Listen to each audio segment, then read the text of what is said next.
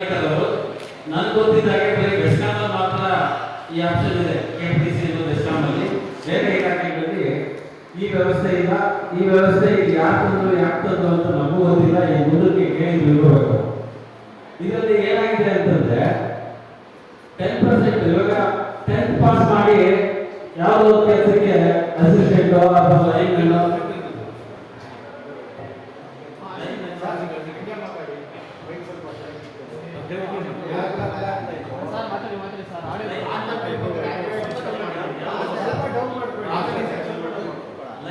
ಯಾವುದೋ ಹುದ್ದೆಗೆ ಅವರು ಆಮೇಲೆ ಏನ್ ಮಾಡ್ತಾರೆ ಅಂತಂದ್ರೆ ಡಿಪ್ಲೊಮಾ ಕೋರ್ಸ್ಗೆ ಜಾಯ್ನ್ ಆಗ್ಬಿಡ್ತಾರೆ. ಡಿಪ್ಲೊಮಾ ಕೋರ್ಸ್ ಜಾಯ್ನ್ ಆಗಬೇಕು ಕ್ರೈಟೀರಿಯಾಸ್ ಇದೆ.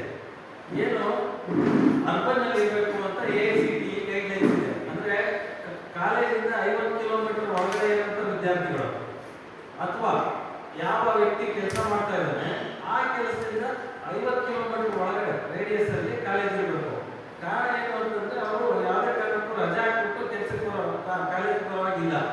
ಕೆಲಸ ಮಾಡಬೇಕು, ಪ್ರತಿದಿನ ಕೆಲಸ ಆದ್ಮೇಲೆ ಕಾಲೇಜಿಗೆ ಬರಬೇಕು.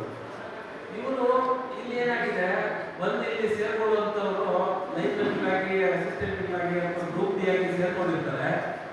ಬಂದು ಕೆಲವು ಕಾಲೇಜುಗಳಿದೆ, ವಿಶೇಷವಾಗಿ ಅದರಲ್ಲಿ ನಾಟಿ ಕಾಲೇಜ್ ಅಂತ ರಾಜಾಜಿನಗರದಲ್ಲಿ ಇರುತ್ತೆ. ಅಲ್ಲಿ ಬಂದು ಅಡ್ಮಿಷನ್ ತಗೊಂಡ್ಬಿಡ್ತಾರೆ. ಕೆಲವು ಹೆಸರುಗಳನ್ನ ನಾನು ಹೇಳ್ತೀನಿ. ಅವರೆಲ್ಲನೂ ಕಾಲೇಜಿಗೆ ಅಡ್ಮಿಷನ್ ಆಗೋಕ್ಕೆ ಅಥವಾ ಅಪ್ಲಿಕೇಶನ್ ಆಗೋಕ್ಕೆ ಅನಾಥರು. ಆದರೆ ಅವರು ಪರ್ಸೆಂಟೇಜ್ 95%, 98% ತಗೋತಾರೆ. ತಾವೆಲ್ಲ ಓದಿರ್ತೀವಿ, ನಾವೆಲ್ಲ ಡಿಗ್ರಿ ಮಾಡಿದ್ದೀವಿ, ಇಂಜಿನಿಯರಿಂಗ್ ಮಾಡಿದ್ದೀವಿ. ನಾವೆಲ್ಲ 50-60% ಕಾಲೇಜಿಗೆ ರೆಗ್ಯುಲರ್ ಆಗಿ ಓದೋವಾಗಲೇ ಡಿಪ್ಲೊಮಾ ಆಗಲಿ ಇಂಜಿನಿಯರಿಂಗ್ ಆಗಲಿ ಗ್ರಾಂಟ್ ತಗೋಸ್ಕರ 85-90% ಅಷ್ಟೇ ತಗೊಂಡಿರ್ತಾರೆ ಈಗಲೇ. ಇವರು ಡಿಪ್ಲೊಮಾದಲ್ಲಿ 98, 97, 95%. ಕಾರಣ ಏನು ಅಂತಂದ್ರೆ ಇವರು ಎಕ್ಸಾಮ್ ಬರೆಯೋದೇ ಇಲ್ಲ. ಅಲ್ಲಿ ಏನೋ ಅಡ್ಜಸ್ಟ್ಮೆಂಟ್ ಮಾಡ್ಕೊತಾರೆ. ಆ ನಾಟಿ ಕಾಲೇಜಲ್ಲಿ ಸಿಗಾಕೊಂಡು ಆ ಎಕ್ಸಾಮ್ ನಡೆಯುವಂಥ ದಿವಸನೇ ಫೋನ್ ಪೇ ಮಾಡಿರ್ತಾರೆ ಸ್ಟೂಡೆಂಟ್ಸು. ಅದೆಲ್ಲಾನು ವಿಚಾರಿಸಿ ತನಿಖೆ ಮಾಡಿದವಾಗ ಅಲ್ಲಿರುವಂಥ ಸ್ಟಾಫ್ ಏನು ಹೇಳ್ತಾರೆ ಅಂದರೆ, ನಾವು ಸಾಲದ ರೂಪದಲ್ಲಿ ತಗೊಂಡಿದ್ದೀನಿ ಅಂತೇಳಿ ಹೇಳಿಕೆ ಕೊಟ್ಟಿದ್ದಾರೆ. ಮತ್ತು ಇವರು ಎಕ್ಸಾಮ್ ಬರೆಯಲ್ಲ, ಅಡ್ಜಸ್ಟ್ಮೆಂಟ್ ಮಾಡಿಕೊಂಡು ಸರ್ಟಿಫಿಕೇಟ್ ತಗೊಂಡು ಬಂದು ಈ ನೇಮಕಾತಿಯಲ್ಲಿ ಸೇರ್ಕೊಂಡಿರ್ತಾರೆ. ಗ್ರೂಪ್ ಡಿ ಆಗಿದ್ದಂಥ ವ್ಯಕ್ತಿ ಇವತ್ತು ಇಂಜಿನಿಯರ್ ಆಗ್ಬಿಡ್ತಾನೆ. ಅವನಿಗೆ ABCD ಬರಲ್ಲ. ಆಮೇಲೆ ಅವ್ರು ಹಾಗೆ JE ಆಗ್ತಾರೆ, ಈಗ ಆಮೇಲೆ AE ಆಗ್ತಾರೆ, AEE ಆಗ್ತಾರೆ. ಪ್ರಮೋಷನ್ ಹಾಕೊಂಡು ಹೋಗ್ತಾ ಇರ್ತಾರೆ. ಇದ್ರ ಹಿಂದೆ ಉನ್ನಾರ ಇರುವಂಥದ್ದು ನಮಗೆ ಕೇಳ್ಪಟ್ಟಿರುವಂಥದ್ದು MD KPTC. ಅವ್ರ ಸಂಬಂಧಿಕರಿಗೆ ಯಾಕೋ ಸಹಾಯ ಮಾಡಬೇಕು ಅನ್ನೋ ಒಂದೇ ಒಂದು ಉದ್ದೇಶಕ್ಕೆ ತರಾತುರಿಯಲ್ಲಿ ನೇಮಕಾತಿನ ಆದೇಶ ಮಾಡಿದ್ದಾರೆ. 15ನೇ ತಾರೀಕು ಸಾಯಂಕಾಲ ಬರೀತಾರೆ, ನೇಮಕಾತಿನ ರಿಲೀಸ್ ಮಾಡ್ತಾರೆ. ಅವ್ರು ಹೇಳೋದೇನು 14ನೇ ತಾರೀಕಿಗೆ ನಾವು ರಿಲೀಸ್ ಮಾಡಿದ್ದೀವಿ ಅಂತ.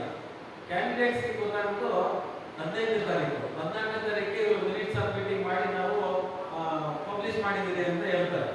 ನಾವು ಇದನ್ನ ಮಾನ್ಯ ಇಂಧನ ಸಚಿವರು ಮತ್ತೆ ACS MD ಅವರು ಗಮನಕ್ಕೆ ತಂದವಾಗ ಕೇವಲ 15 ದಿವಸ ಹೆಚ್ಚಿನ ಕಾಲಾವಕಾಶ ಕೊಟ್ಟಿದ್ದಾರೆ ವಿನ ನಾವು ತನಿಖೆ ಮಾಡ್ತೀವಿ, ಇದನ್ನೆಲ್ಲ ಇವರು ಸರಿಯಾಗಿ ಇಂಜಿನಿಯರ್ ಓದಿದಾರ.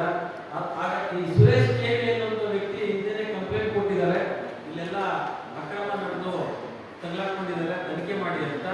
ಅದ್ರ ಬಗ್ಗೆ ಯಾವುದೇ ತನಿಖೆ ಮಾಡ್ತಾ ಇಲ್ಲ. ಇವತ್ತು ನಾವು ನೀಟು ಮತ್ತೆ ಇನ್ನಿತರ ಪ್ರಶ್ನೆ ಪತ್ರಿಕೆಗಳು ಸೋರಿಕೆ ಆಗಿದೆ ಅಂತ ಹೇಳಿ ದೇಶಾದ್ಯಂತ ಹೋರಾಟ ಮಾಡ್ತಾ ಇದ್ದೀವಿ. ಆದ್ರೆ ಇಲ್ಲಿ ನಿಜವಾಗ್ಲೂ ಡಿಗ್ರಿ ಪಡೆದಿರುವಂತ, ಡಿಪ್ಲೊಮಾ ಪಡೆದಿರುವಂತ ವ್ಯಕ್ತಿಗಳು ಹೊರಗಡೆ ಸಾಕಷ್ಟು ಜನ ನಿರುದ್ಯೋಗಿಗಳಿದ್ದಾರೆ. ಅವರ ಪರಿಸ್ಥಿತಿ ಏನು? ಇಂಥವರು ಅಡ್ಡದಾರಿಯಿಂದ ಇಟ್ಕೊಂಡು ಹುದ್ದೆಗಿಡಿಸ್ಕೊಳ್ಳೋದಾದ್ರೆ ಪ್ರಾಮಾಣಿಕವಾಗಿ ಓದಿರುವಂಥ ವಿದ್ಯಾರ್ಥಿಗಳಿಗೆ ಎಲ್ಲಿ ಅವರಿಗೆ ಅವಕಾಶ ಸಿಗುತ್ತೆ ಅಂತ ನಾವು ಈ ಸರ್ಕಾರನ ಕೇಳ್ತಾ ಇದ್ದೀವಿ.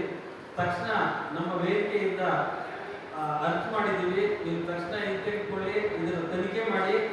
ಪೂರ್ಣ ತನಿಖೆ ಆದಮೇಲೆ ನೀವು ಮತ್ತೆ ನೇಮಕಾತಿ ಆದೇಶನ ನೋಟಿಫಿಕೇಶನ್ ಮಾಡಿ ಅಂತ ಹೇಳಿ ನಾವು ಆಲ್ರೆಡಿ ಕೇಳಿದ್ದೀವಿ.